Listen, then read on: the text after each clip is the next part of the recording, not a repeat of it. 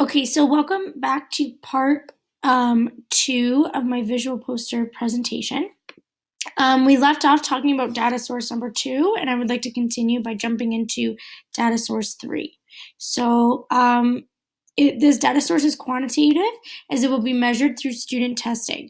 So after the first recess for the months of May and June, students will be given a short quiz regarding the mathematics topic that they are learning at the time, and the marks will be recorded and compared between the 2 months. So during May, students will not be given any implementations during recess, and the implementations would be given in June.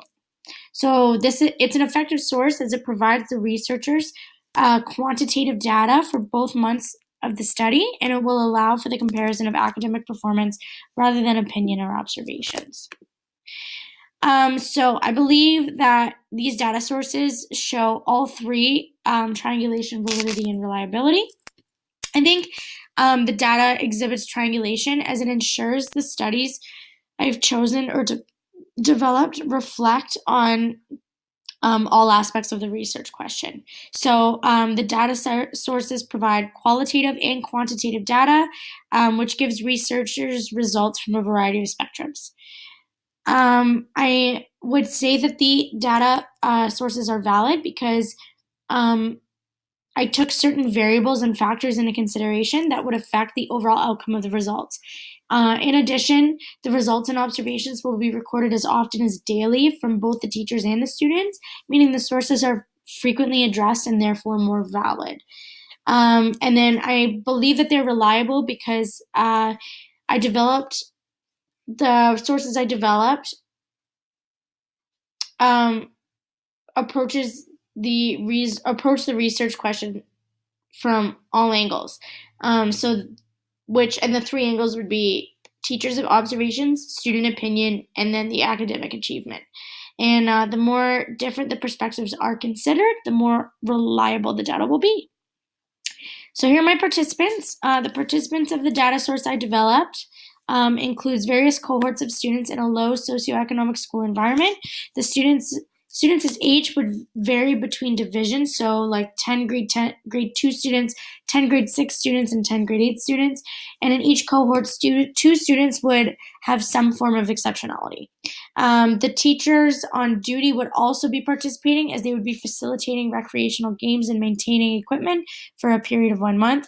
And if necessary, the school may offer that role to a volunteer who has some background working with students, like a parent, a teacher candidate, or somebody who has experience with kids.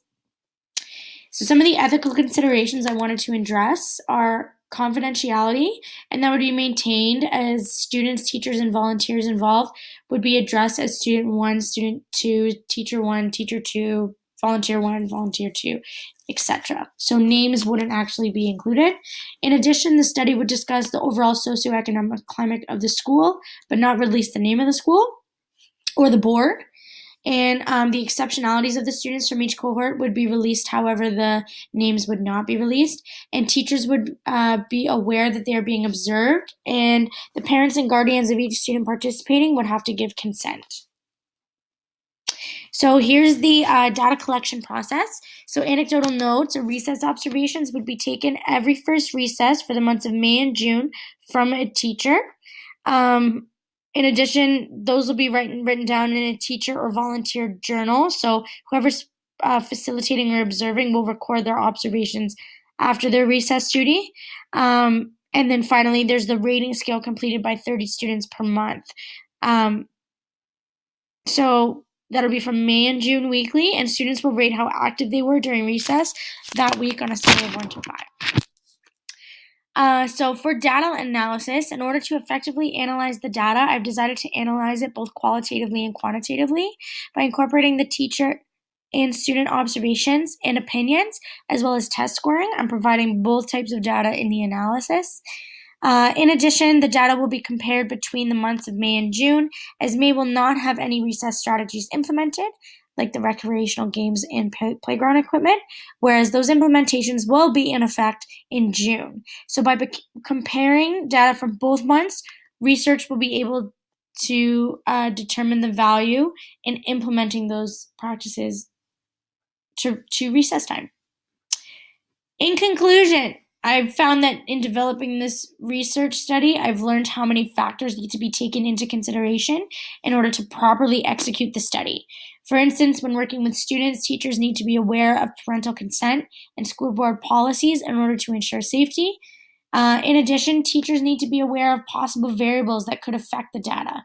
Planning a research study takes much consideration, time, and planning. However, I believe the outcome is likely to benefit students and teachers alike.